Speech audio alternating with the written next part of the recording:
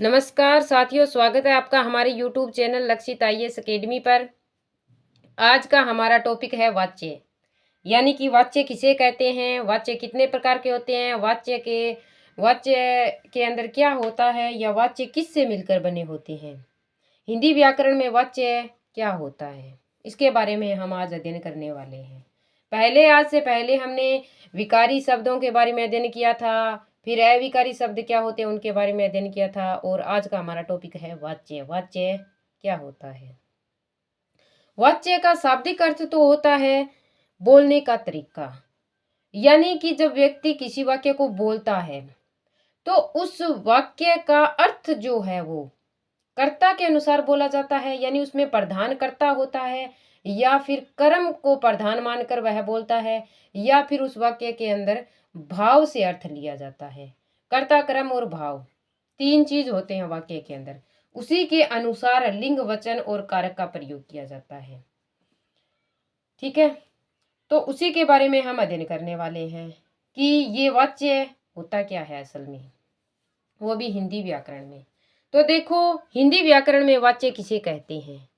हिंदी व्याकरण के अंदर वाक्य में प्रयुक्त क्रिया रूप, यानी वाक्य में प्रयोग में लिया गया क्रिया रूप, मतलब क्रिया का रूप, यानी क्रिया किसके आधार पर ली गई है या बनाई गई है या उसका प्रयोग किया गया है। तो देखो, कर्ता, कर्म या भाव किसके अनुसार प्रयुक्त हुआ है, यानी मेन और मुख्य बात है क्रिया की।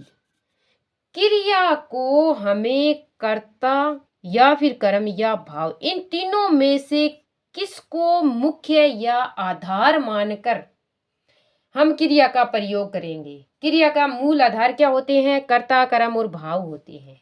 ठीक है, समझ में आ गया। तो इन तीनों में से जो भी वाक्य बनेगा वो किसी एक से प्रधान होगा, तीनों का प्रयोग उसमें नहीं होगा। या तो वो वाक्य कर्ता प्रधान होगा, या फिर कर्म प्रधान होगा, या फिर भाव प्रधान होगा। तो हम उसी रूप का अध्ययन करने वाले हैं कि क्रिया का प्रयोग किस रूप में किया जाएगा, कर्ता के रूप में किया जाएगा, या कर्म के रूप में किया जाएगा, या फिर भाव के रूप में किया जाएगा। तो वाच्य मतलब वाक्य में बोलने का तरीका और उसके अनुसार शब्द रचना करनी, वाक्य की रचना करनी वाच्य कहलाता है। ठीक है, अब देखो, इसका बोध करवाने वाले कारकों को वाच्य कहते हैं। किसका बोध करवाने वाले, बता दिया मैंने कि वाक्य के अंदर क्रिया, कर्ता या कर्म या भाव, इन तीनों में से किसको मुख्य मान के या किसको आधार मान के क्रिया बनेगी या क्रिया का प्रयोग किया जाएगा। तो ये जो कारक होते हैं, क्रिया, कर्ता, कर्म और भाव, इन चारों को किसके अनुसार रखना है, इसको क्या बोलते हैं, बोध करवाने वाले कारकों को क्या बोलते हैं, वाच्य बोलते हैं। ठीक है, समझ में आ गया। उन्हें क्या बोलते हैं, वाच्य बोलते हैं। यानी कि इस वाक्य के अंदर किस किस का प्रयोग होगा, कौन सा लिंग होगा, कौन सा वचन होगा, कौन सा काल होगा, किस प्रकार की क्रिया होगी, कर्ता होगा, कर्म होगा, भाव होगा, जो भी है सारे के सारे उन कारकों का सही ढंग से बोध करवाने वाले वाक्य के अंदर उन कारकों को क्या बोलते हैं, वाच्य बोलते हैं। तो वाच्य के प्रकार कितने होते हैं, हमारा मुख्य एग्जाम के अंदर आने वाला क्वेश्चन यही है पहला, कि वाच्य तो पता चल ही गया हमें, डेफिनेशन तो नहीं आती किसी भी विकारी शब्द की या अविकारी शब्द की, या फिर व्याकरण से संबंधित जितनी भी ग्रामर है उसकी डेफिनेशन नहीं आती कि ये किसे बोलते हैं। या तो उसके प्रकार पूछते हैं, या फिर वाक्य के अंदर उसके भेद पूछे जाते हैं कि इसमें कौन से प्रकार का प्रयोग किया गया है। तो देखो, हमें प्रकारों के बारे में अध्ययन करना है। तो वाच्य कितने प्रकार के होते हैं मुख्य रूप से, तो वाच्य 3 प्रकार के होते हैं। हिंदी व्याकरण में कितने प्रकार के होते हैं वाच्य, 3 प्रकार के। अब देखो, ये कौन कौन से होते हैं, किसी को पता है कि वाच्य कौन कौन से होते हैं, नहीं पता है, अभी पता चल जाएगा। पहला है कर्तरीवाच्य, दूसरा है कर्मवाच्य, और तीसरा है भाववाच्य। ठीक है, समझ में आ गया। वाच्य कितने प्रकार के होते हैं, 3 प्रकार के होते हैं। पहला कर्तरीवाच्य, दूसरा कर्मवाच्य और तीसरा भाववाच्य। अब सबसे पहले हम ये कर्तरीवाच्य कौन सा होता है, क्या होता है, इसके बारे में अध्ययन करते हैं। कर्तरी मतलब कर्ता, कर्ता धर्ता, मतलब वाक्य का मुख्य कौन होता है, कर्ता होता है। तो सबसे पहले है हमारा कर्तरीवाच्य है। जब वाक्य में प्रयुक्त क्रिया, इसमें इस वाक्य का जब हम अध्ययन करते हैं तो इसमें मुख्य जो भूमिका होती है, जिसपे सबसे ज्यादा गौर करने की बात है या ध्यान देने की बात है, वो होती है क्रिया। यानी क्रिया को किस रूप में प्रयोग किया गया है, एक वचन, बहुवचन, स्त्रीलिंग, पुल्लिंग, किस में इसका प्रयोग किया गया है, उस पे ध्यान देना जरूरी है। क्रिया के रूप के आधार पर ही वाक्य का पता चलता है। तो देखो, क्रिया का सीधा और प्रधान संबंध कर्ता से होता है, जिसमें सीधा और डायरेक्ट, मेन और मुख्य और इंपॉर्टेंट क्या होता है, जिस वाक्य में कर्ता होता है। ठीक है, अर्थात क्रिया के लिंग वचन कर्ता के अनुसार प्रयुक्त होते हैं, उसे क्या बोलते हैं, कर्तरीवाच्य कहते हैं। कर्तरीवाच्य किसे कहते हैं, जिसमें मुख्य भूमिका कर्ता की होती है। पूरा का पूरा वाक्य शुरू से लेकर एंड तक कर्ता के आधार पर ही उसमें लिंग वचन और काल का प्रयोग किया जाता है। यानी यदि कर्ता क्या है, पुल्लिंग है, तो वहां पे जो क्रिया होगी वो क्या होगी, पुल्लिंग के आधार पर ही होगी, वचन भी पुल्लिंग के आधार पर होगा। तो देखो, इसका प्रयोग करके देखते हैं। पहला प्रयोग है, लड़का दूध पीता है। इसमें कर्ता कौन है, लड़का है। लड़का है यानी ये क्या है, कर्ता प्रधान वाक्य है। इसमें मुख्य क्या, मुख्य भूमिका लड़के की है। तो लड़का दूध, दूध क्या हो गया, कर्म हो गया, पीता है, ये क्रिया, मुख्य क्रिया जो है वो लड़के के अनुसार ली गई है। लड़का दूध पीता है मतलब लड़का क्या है, एक वचन है, लड़का एक वचन है। और दूध पीता है मतलब क्रिया है, क्या है, ये भी पुल्लिंग है। क्रिया कौन सी है, एक वचन पुल्लिंग क्रिया ली गई है। दूसरे में है, लड़कियां दूध पीती है।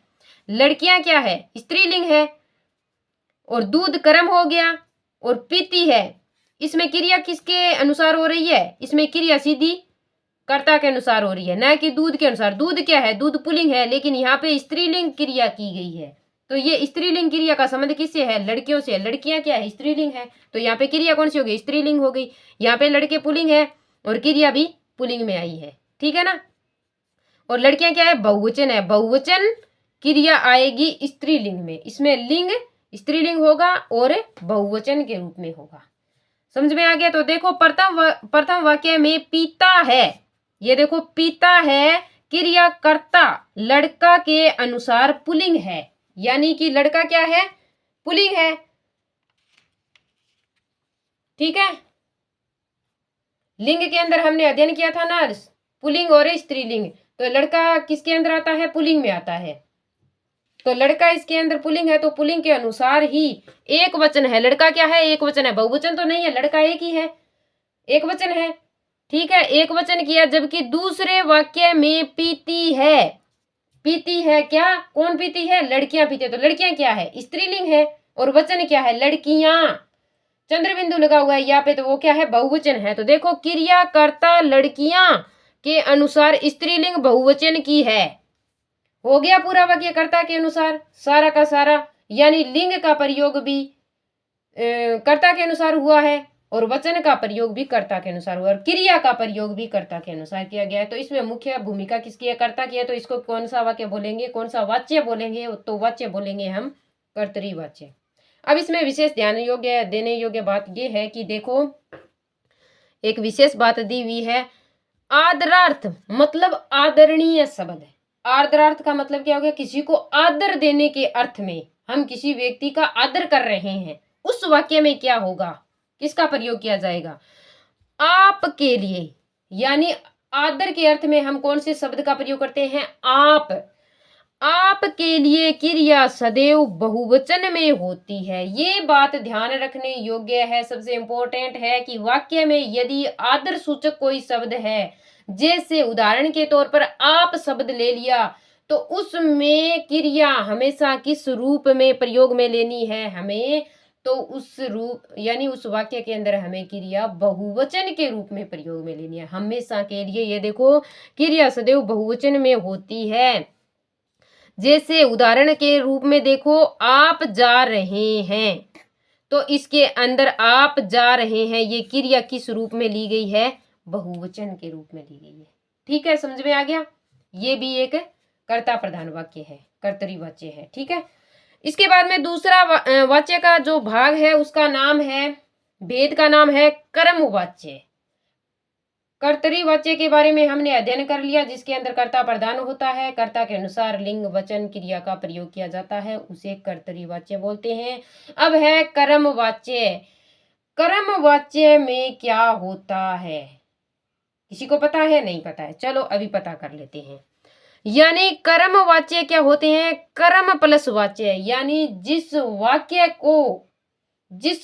को या जिस बोलने के तरीके के अंदर किसी वाक्य की रचना कर्म को प्रधान करके बनाई गई हो। कर्म प्रधान मतलब कर्म के अनुसार लिंग वचन और क्रिया का प्रयोग किया जाए, उसे क्या बोलते हैं? कर्म वाच्य बोलते हैं। देखो डेफिनेशन से, हिंदी व्याकरण की डेफिनेशन से समझते हैं।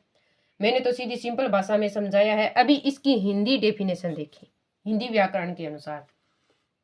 तो जब वाक्य में प्रयुक्त, यानी जब वाक्य में प्रयुक्त का मतलब क्या हो गया? प्रयोग में ली गई है क्या?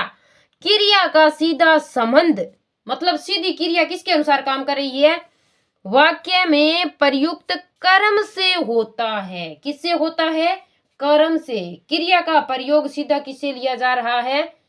क्रिया किसके अनुसार प्रयोग में ली जा रही है? कर्म से ली जा रही है। इसमें कर्ता मुख्य नहीं है। कर्ता चाहे कोई हो, स्त्रीलिंग हो या पुल्लिंग हो, हमें उससे कोई मतलब नहीं है। हमें मतलब है कर्म क्या है, पुल्लिंग है या स्त्रीलिंग है। यदि कर्म पुल्लिंग है तो हमें जो क्रिया प्रयोग में लेनी है वो हम किस में बनाएंगे? पुल्लिंग में बनाएंगे।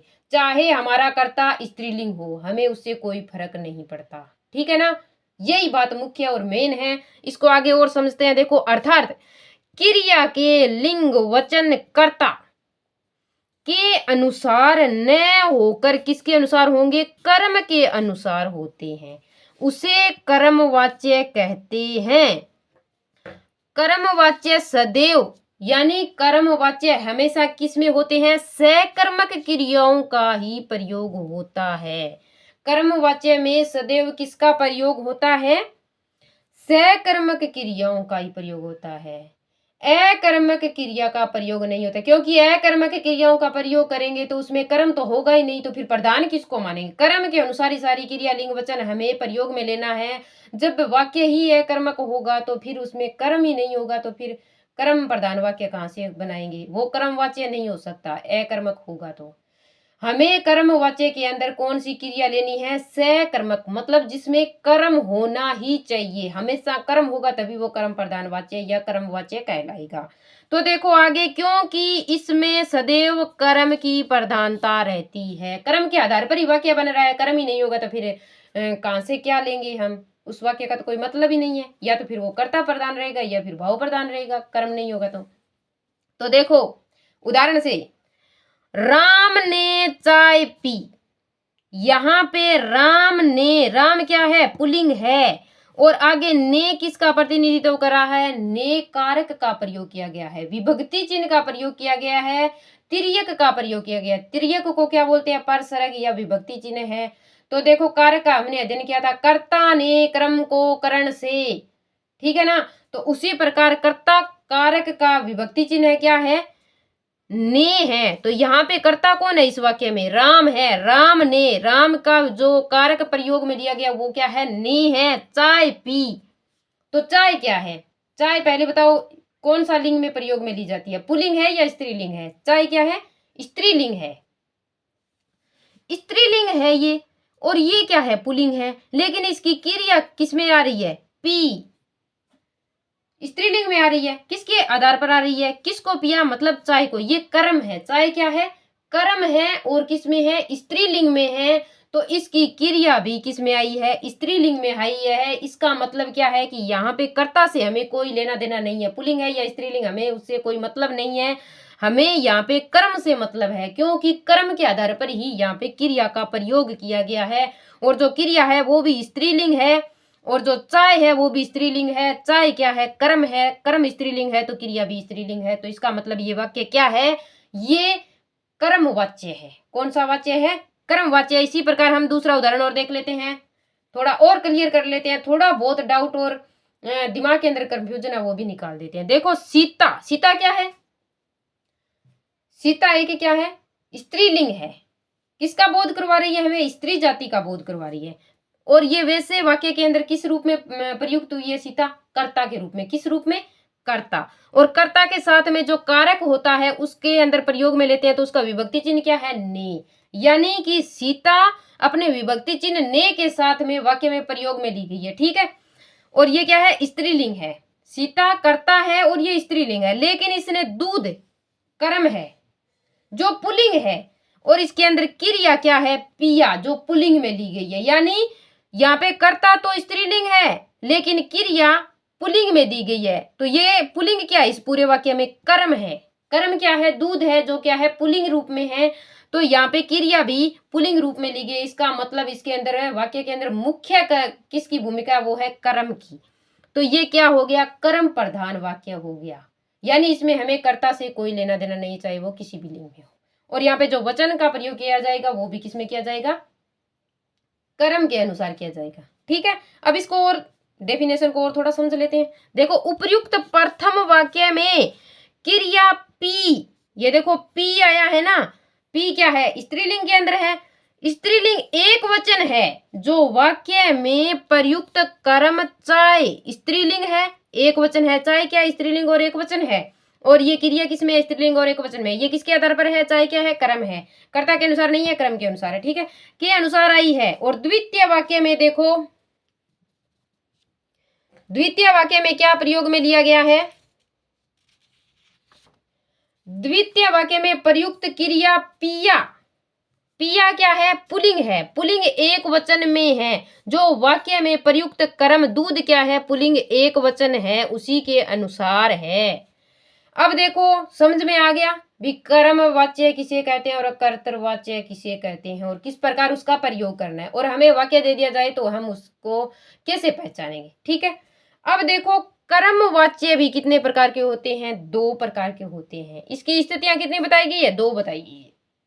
कैसे कैसे? देखो, किस किस रूप में इसका अध्ययन करेंगे हम। पहला है कर्ता युक्त कर्मवाच्य, यानी जिसके अंदर कर्ता मौजूद होता है। यदि कर्ता उपस्थित है तो हमें क्रिया किस रूप में लेनी है, इसका भी हमारे दिमाग से डाउट को क्लियर करने वाला है। दूसरा है कर्ता रहित कर्मवाच्य, जिसमें कर्ता होता ही नहीं है तो इसका मतलब उसमें कर्म ही होगा मेन मुख्य, तो कर्म की भूमिका होगी। यदि कर्म दिया हुआ हो और उसके साथ में कर्ता भी दे दिया जाए तो हमें क्या करना है। देखो, दोनों कंडीशन भी हम समझ लेंगे अलग अलग करके। एक साथ नहीं समझ में आती है, कोई डाउट रह जाता है तो वो देखो अभी निकल जाएगा। कर्ता युक्त कर्मवाच्य क्या दिया हुआ है? कर्ता युक्त कर्मवाच्य। तो इसके अंदर है, देखो, जब वाक्य में कर्ता विद्यमान हो तो वह तिर्यक कारक, मैंने इतनी देर बताया था तिर्यक कारक किसे कहते हैं? विभक्ति चिन्ह या परसरग हिंदी में जिसको बोला जाता है।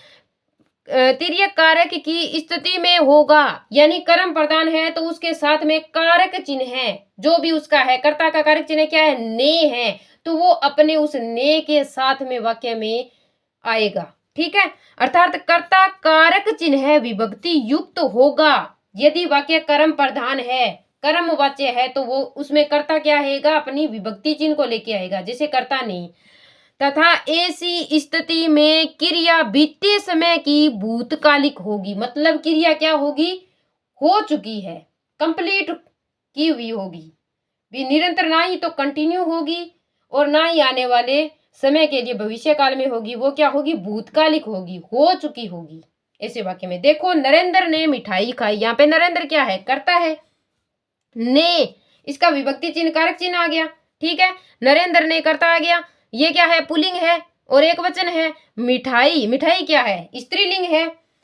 खाई, ये भी आ गया इसके अंदर। इसका मतलब नरेंद्र ने मिठाई खाई, खाई मतलब भूतकालिक रूप हो गया इसका, मतलब उसने खा ली, पहले ही खा ली। समझ में आ गया? तो यहाँ पे जो क्रिया हुई है वो किसके अनुसार आई है? ये मिठाई, यानी स्त्रीलिंग एक वचन के रूप में आई है, मिठाई खाई। इसी प्रकार आगे देखो, रोजी ने दूध पिया। रोजी क्या है, स्त्रीलिंग है, कर्ता है, ने के साथ इसका प्रयोग किया गया है। तो यहाँ पे जब कर्ता किसके साथ हो, अपने विभक्ति चिन्ह के साथ हो, तो उसका मतलब कोई नहीं होता है। वहां पे क्या होता है, कर्म ही प्रधान होता है, कर्ता का कोई अर्थ नहीं होता है, कर्ता से कोई अर्थ नहीं निकाला जाता है। दूध क्या है, पुल्लिंग है। पिया एक वचन है, दूध पुल्लिंग एक वचन है, तो इसके अंदर क्रिया किसके अनुसार हो रही है, पुल्लिंग एक वचन के अनुसार हो रही है। ठीक है, हो गया क्लियर, कहीं कोई डाउट नहीं है। ये क्या है, कर्ता युक्त। यदि कर्ता साथ में आएगा तो उसके साथ में नहीं लगा हुआ मिलेगा हमें, और यदि कर्ता साथ में या तो कर्म प्रधान होगा तो कर्ता साथ में नहीं आएगा, आएगा तो वो अपना विभक्ति चिन्ह लेके आएगा, जिसे कारक चिन्ह उसका है क्या है, नहीं है, तो उसी के साथ में प्रयोग में लिया जाएगा। आगे देखो, कर्ता रहित। यदि कर्ता का प्रयोग न किया जाए, कर्मवाच्य कौन सा होता है, तो देखो कर्ता रहित, रहित का मतलब नहीं होता है, बिना, कर्ता के बिना, कर्ता नहीं है वाक्य के अंदर।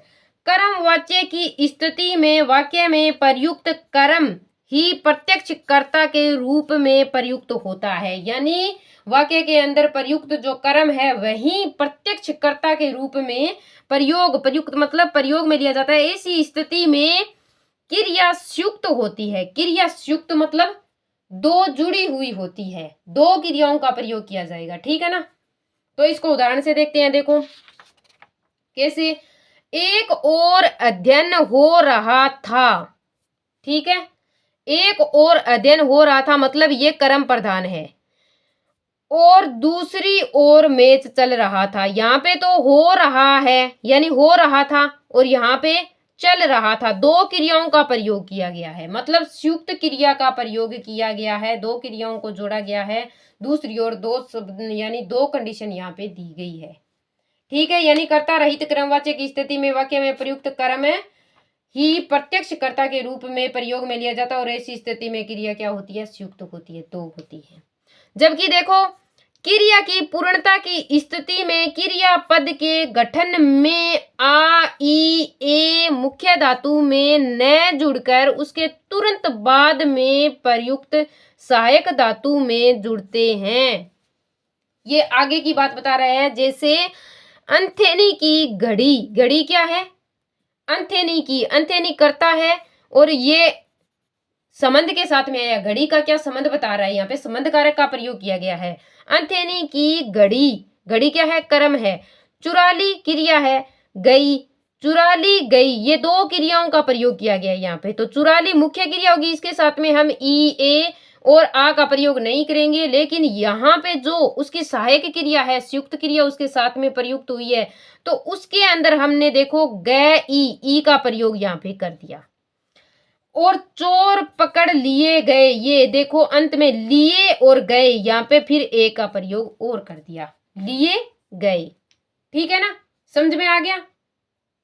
यानी क्रिया की पूर्णता की स्थिति में क्रियापद के गठन में आ, ई, ए मुख्य धातु में न जुड़ के किस में जुड़ते हैं, सहायक क्रिया में जुड़ते हैं, और ये समझ में आ गया। ठीक है, कर्ता रहित क्रमवाच्य होगा। तो आगे देखो, भाववाच्य क्या होता है। कर्तरीवाच्य के बारे में अध्ययन कर लिया, और कर्मवाच्य के बारे में भी अध्ययन कर लिया। कर्मवाच्य दो कंडीशन में होते हैं, कर्ता युक्त कर्मवाच्य और कर्ता रहित कर्मवाच्य, और उसके बाद में आता है हमारा आखिरी और अंतिम भाववाच्य, यानी कि भाववाच्य किसे कहते हैं। तो भाववाच्य क्या होता है, जब वाक्य मतलब भाव, इसका मतलब हमने पहले जो अध्ययन किया था कर्तरी का, उसमें कर्ता प्रधान था, दूसरे में कर्म प्रधान था। इस बार भाव मतलब कि कोई किसी प्रकार का भाव पैदा हो रहा है, तो इसमें वाक्य जो बनेगा तो वो ना तो कर्ता प्रधान होगा ना ही कर्म प्रधान होगा। उसका तो हमने अध्ययन कर ही लिया है, क्यों, वो तो अलग से मिलेंगे हमें। तो भाव का यहाँ पे प्रयोग हुआ है, तो इसका मतलब ये वाक्य भाव प्रधान होगा। ठीक है ना, इसमें कर्ता और कर्म से हमें कोई लेना देना नहीं है। जो उस वाक्य में भाव पैदा होगा उसी के अनुसार क्या होगी, क्रिया होगी। तो देखो, जब वाक्य में प्रयुक्त मतलब प्रयोग क्रिया न तो कर्ता के अनुसार होती है, यानी इसमें कर्ता का से हमें कोई मतलब नहीं होता है, न कर्म के अनुसार। कर्ता और कर्म क्या होते हैं, गायब हो जाते हैं, गायब नहीं होते हैं तो उनका कोई मतलब नहीं होता, वहां पे कोई अर्थ नहीं होता, वो ऐसे ही होते हैं। ठीक है, बल्कि असमर्थता के भाव के साथ वहां भाववाच्य होता है। कर्ता और कर्म में क्या होगी, असमर्थता, कमजोरी या फिर वो अभाव होगा कोई वस्तु का या कोई चीज का, तो उसके अर्थ में क्या होता है, मतलब अंदर का दर्द होता है, कोई कमजोरी होगी तभी कोई प्रकार का भाव निकलेगा। तो उस भाव को यहाँ पे भाववाच्य के रूप में प्रयोग में लिया गया, तो वो किस प्रकार का भाव होगा उसी के अनुसार क्रिया का प्रयोग होगा, उसे भाववाच्य कहते हैं। जैसे देखो उदाहरण से समझते हैं, आंखों में दर्द के कारण, आंखों में इसके साथ में क्या है, विभक्ति चिन्ह का प्रयोग किया गया है। दर्द के कारण, दर्द क्या है, एक भाव है।